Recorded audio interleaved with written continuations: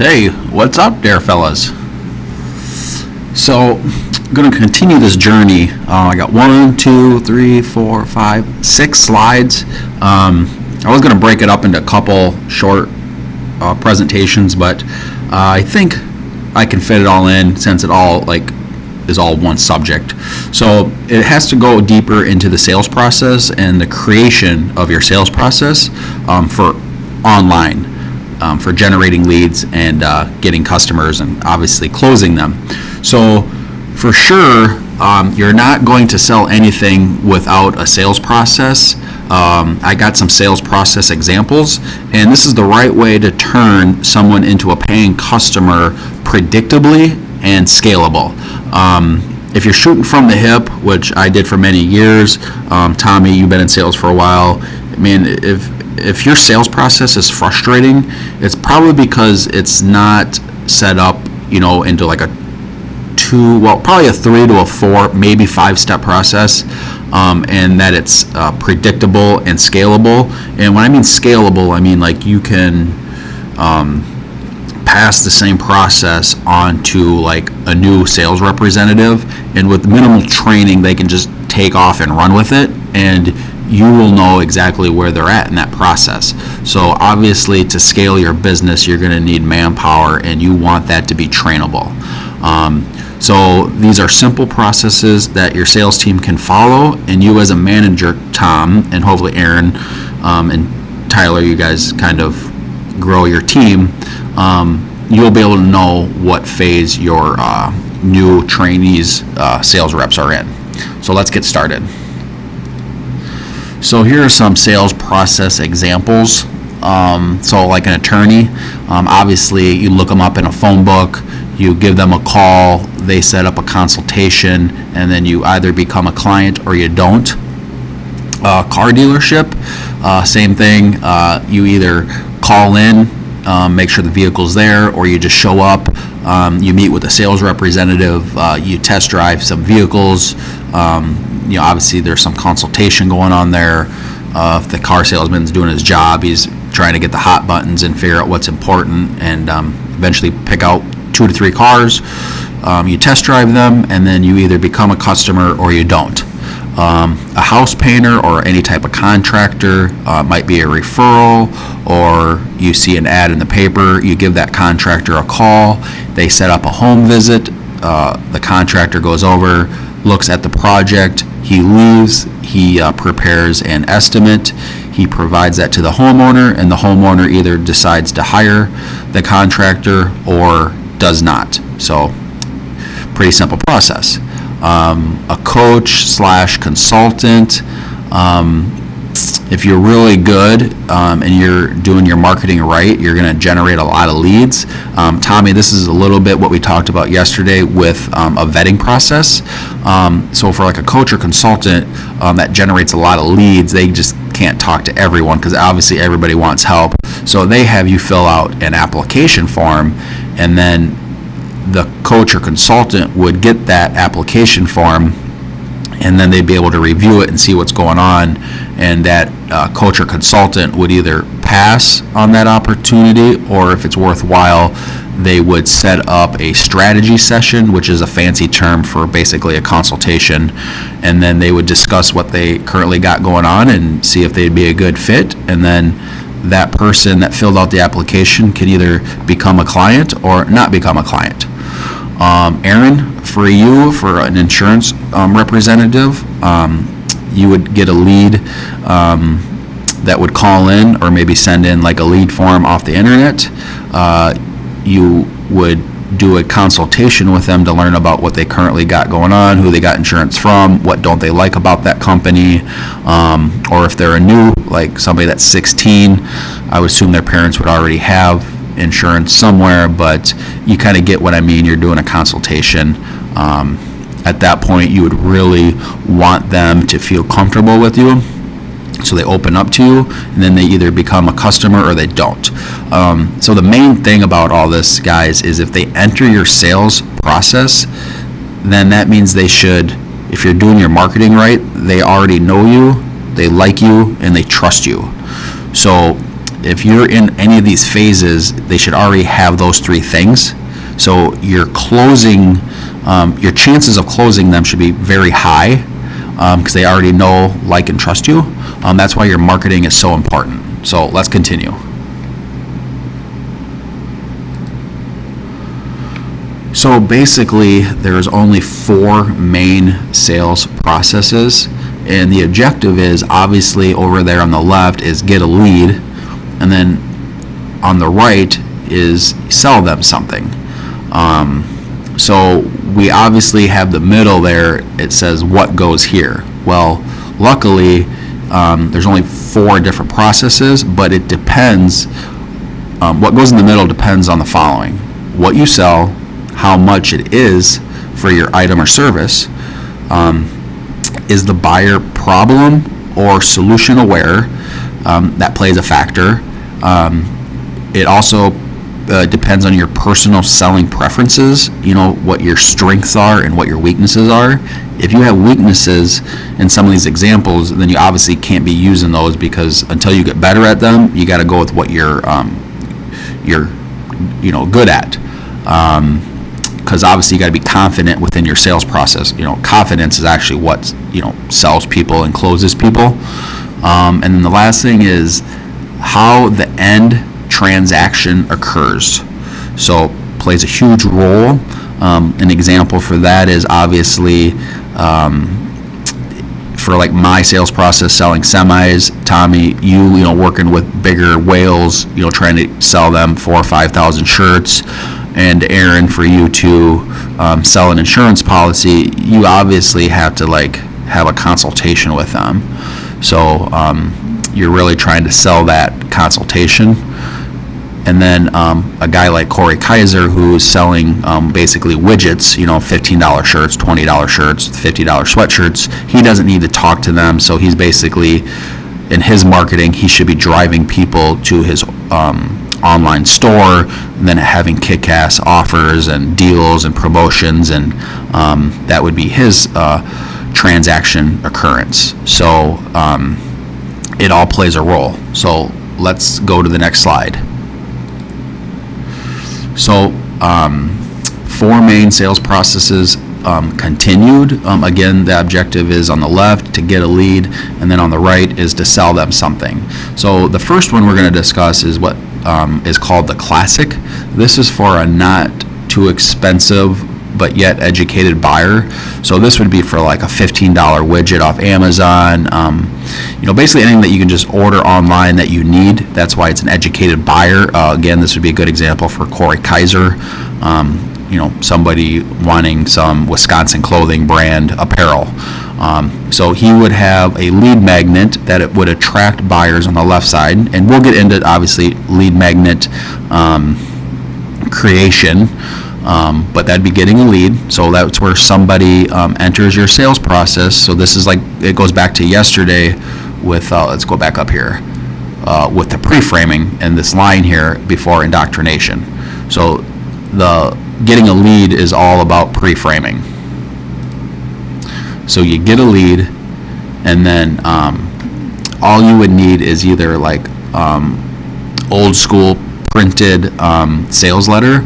Obviously you could put that on a web page, but basically to be sales copy on paper, so your viewer would read it, or you could do a video sales letter if you're good on camera. This kind of goes back to me talking about your strengths and your weaknesses. Usually, if you're not comfortable on camera, then you typically can learn how to write sales copy.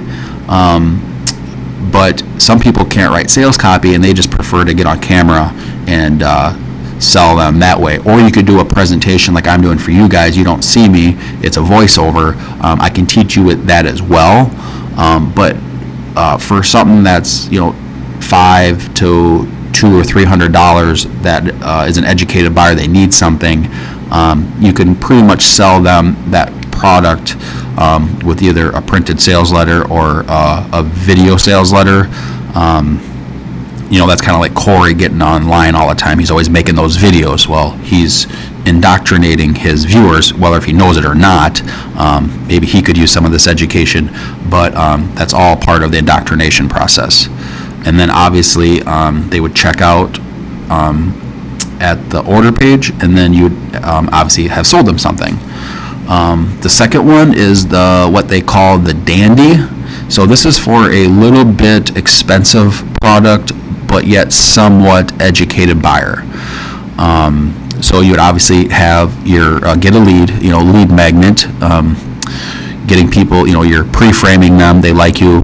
This is where they get to know you, obviously, and they get that process started. They become a lead, and then in the indoctrination process, you're obviously getting them to like and trust you. So you would have in the middle there, you have an online educational presentation. So a little bit different than the video sales letter. This is where you'd be teaching them something. So kind of like what I'm doing with you guys. I'm teaching you the concept of how I generate leads online and how I get people to know, like, and trust me. So I'm like whetting your appetite. I'm enticing you. So basically, you're teaching them something. You guys can both do it with what you sell, insurance or clothing. You're just educating your buyer. Then, obviously, I would, let's say this here was like a $100 educational presentation.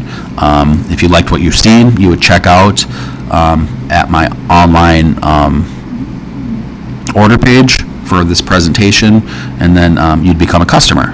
Pretty simple. Let's go to the next slide.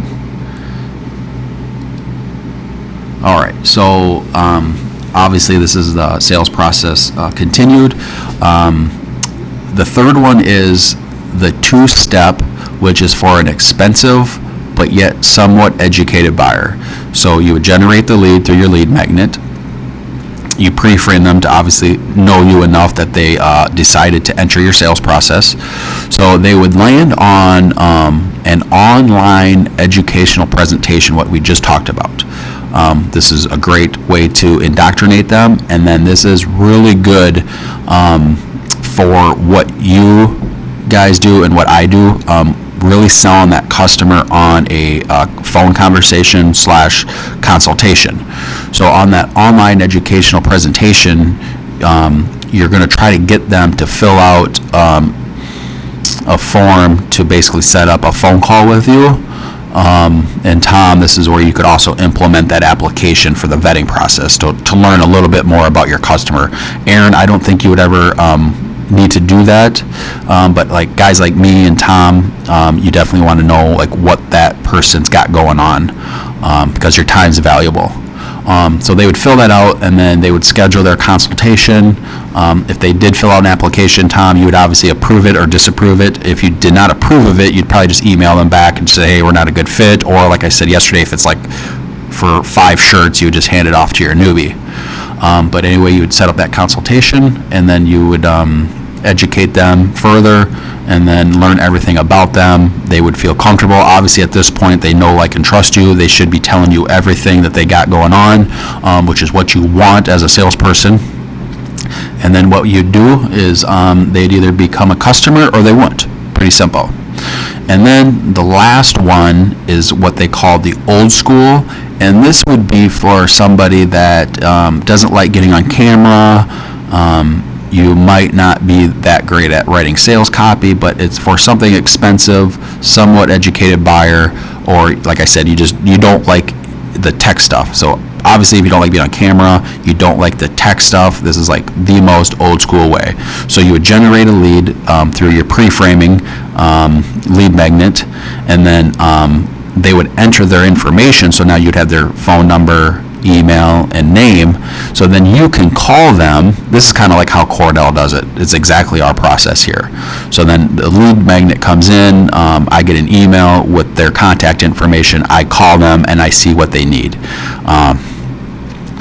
It'd be better if you called them and you had like one of my admin would call them and say, hey, Ryan received that you're interested in something, she could do some vetting for me. And then she would kind of weed out people that are not qualified to speak to me. I wish that's the way we did it, but we don't. But the marketing here is not that great. So anyway, you would get them to schedule a consultation with you, and then that's where, obviously, at this point, they know, like, and trust you. They should be able to be open enough and willing to tell you everything about what they got going on, and then you present them, obviously, what you can do for them, and then they either become a customer or they don't.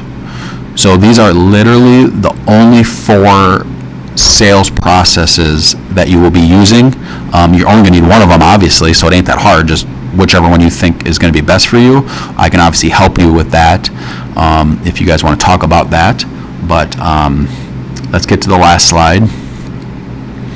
So this is where what I do.